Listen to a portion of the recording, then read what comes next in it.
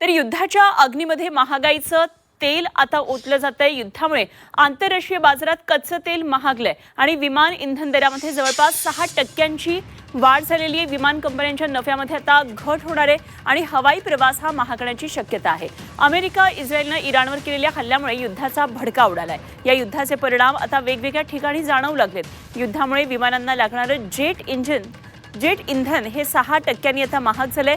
मार्च महिन्यामध्ये aviation turbine इंधन म्हणजेच ATFच्या किमतीमध्ये वाढ झाल्यानं एअरलाईन्सच्या नफ्यावर याचा थेट परिणाम झालेला आहे। डॉलरच्या तुलनेमध्ये रुपया घसरलाय। विमान कंपन्यांचा यामध्ये त्यांना फटका बसतोय।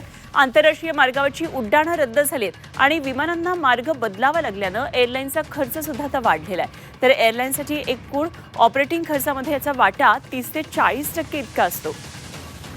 फेब्रुवारी 2026 पर्यंत ATFची सरासरी किंमत ही 91,173 रुपये प्रति किलो लिटर इतकी होती।